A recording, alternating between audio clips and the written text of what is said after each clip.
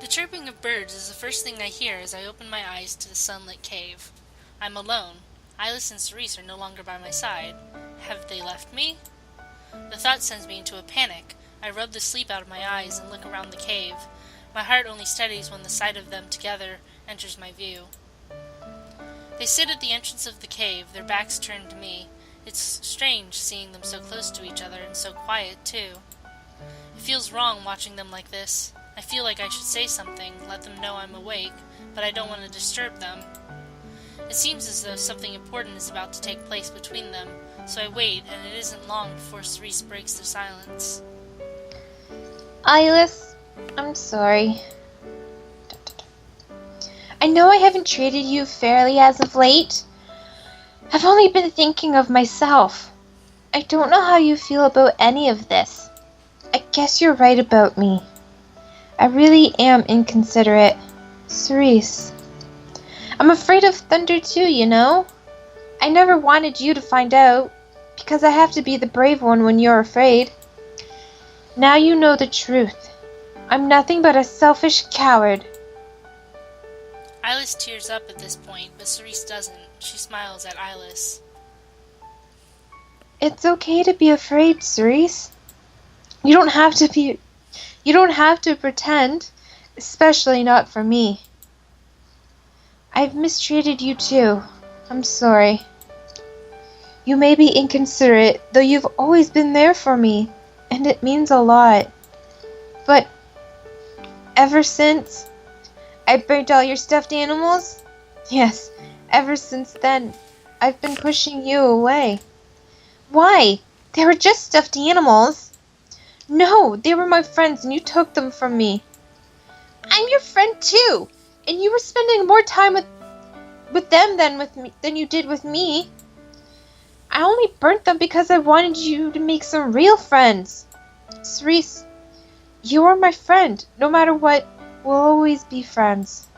Besides, you don't need to worry. I've already made a new friend. Me too. The two of them turn to me in this moment as if they knew I was listening all along. To mask my happiness, I scowl at them and try to act annoyed. They both beam at me, and before I get a chance to respond, they pounce on me and pull me into an embrace. Their warmth presses into me, and I return the gesture, wrapping my arms around the two of them. It feels nice to be hugged like this. It's been too long. I'm glad you're finally getting along.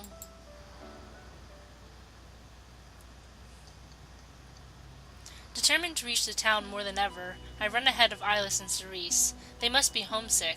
I want to help them return home, while they still have one to return to. I don't want them to end up like me. This is what I think as I run. I have to help them however I can. Hey! Wait up, Einar! Einar. Einar. Manamana. The two of them chase after me, but I don't plan on stopping or slowing down. Not until I hear the sound of rushing water nearby. I stop in place and Cerise runs into the back of me. How? Are you crazy? Do you hear that? Eyeless catches up to us and hears my question. Hear what? Listen. The sound is as clear as day to me, and the relaxing sound of a rushing river is just up ahead. We have to find it. Come on! Without an explanation, I run, and they follow. I think they're used to me by now. I need to turn down the volume of the river. Hang on a second. Yep.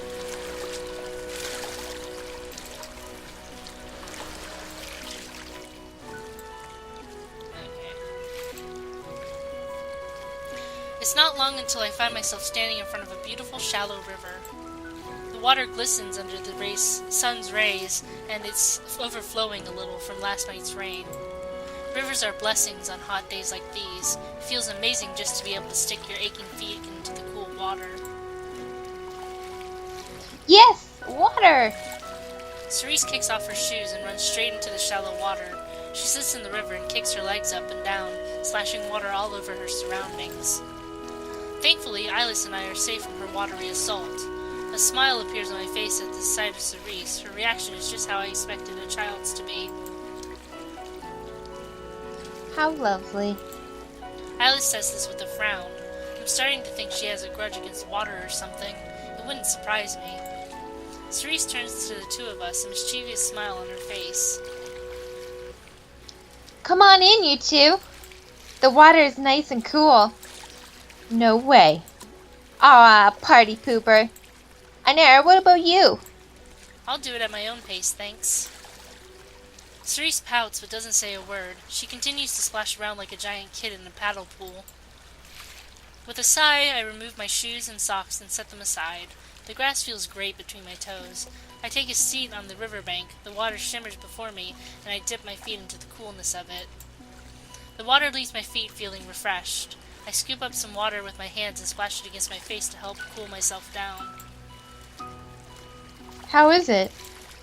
Eyeless is now standing beside me, almost hiding behind me.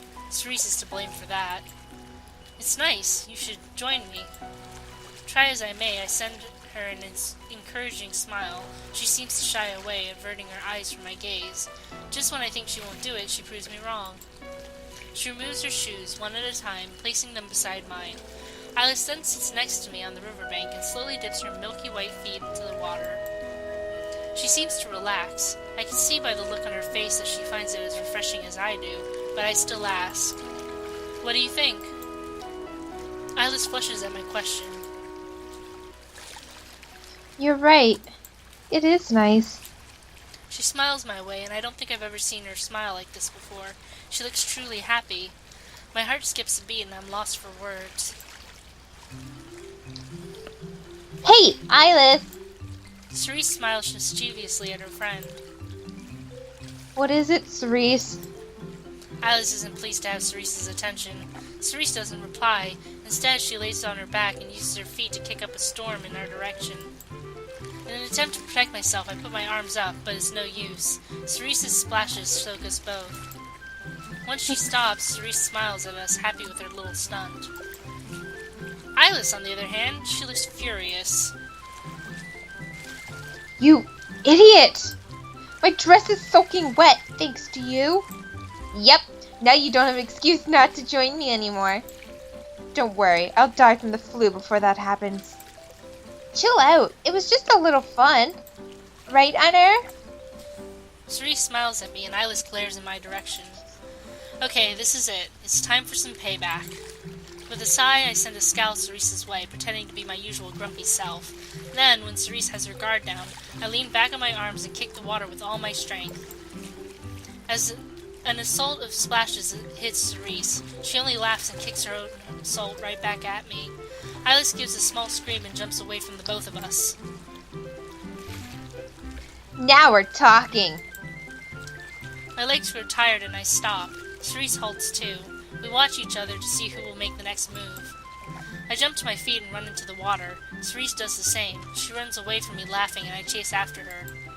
Cerise slips and falls into the river and I get her while she's down, kicking relentless splashes at her. She laughs and eventually grabs my ankle, pulling me down into the river with her. She pulls me into an embrace and I laugh before I return it. That was fun. Yeah. My face warms at the smile she's giving me. We release each other and jump to our feet. Eyeless is still standing on the riverbank watching us, a sullen expression on her face. I wave at her. Come on and join us. Yeah, Eyeless, come on. Eyeless continues to give us that sullen look, but something in her must have snapped because she suddenly jumps into the river and runs over to us. Once she catches up, she throws herself at me and Cerise, causing all three of us to tumble back into the shallow water. We lay together and laugh. I don't know how long we laugh for, but I don't want it to end. Please, stay here with me. Promise me you will. I feel these words welling up within my heart, but I cannot bring myself to say them. Aww. For they are selfish words. Words I'll never say, not to anyone. Never again. Aw, honey. A trail of water follows us through the forest as we leave the river and continue our journey. Our clothes have been soaked, but are starting to dry under the sun's rays. My hair is in damp tangles and sticks to my face. Meanwhile, Eyeless and Cerise's hair is already dry as if by magic. How much longer? It's too hot to endure Cerese's whining, but I do it anyway, not before I wipe the sweat from my forehead and heave a sigh. This must be the 100th time she's asked. Just a little further. That's an understatement. We've got at least another 2 hours to go. It would be faster on horseback, too. Too bad I don't own a horse. I wonder how these two got anywhere back where they live. Perhaps they have servants piggyback them all over the town. Pampered poodles. Eh? That's what you said an hour ago. Then stop asking me the same question. You'll only get the same response. Have fun talking to yourself. Cerise pokes her tongue at me, and I give her a signature scowl in return. Geez, when will she stop acting like such a child? Eyeless, on the other hand, I haven't heard a single complaint from her. Unless it has something to do with water or Cerise. Grow up, Cerise. We'll get there when we get there. To my surprise, Cerise doesn't respond. Instead, she grumbles and picks up the pace. She doesn't stop until she's miles ahead of us. Then she turns and calls out to me in Eyeless. Come on, slowpokes! What are you two, old woman? Is this her way of exacting revenge? If so, I can only smile at her immaturity, which I am beginning to see as a charming quality of hers. Charming, you say? Charming. It's late afternoon by the time the town of Ravel comes into sight. It sits just up ahead in the flat ground where the forest ends and a dirt road begins. I see the tiled roofs of numerous houses and shops calling out to me. It's been a while since I've set foot in town. Are we there? We're here. Finally! Cerise beams and runs down the dirt road towards the town. Just hit my head. Are you okay? Yeah. Oh boy. Cerise, wait for me. Eyeless chases after her, and I'm left with no choice but to run too, like a mother chasing after her disobedient children.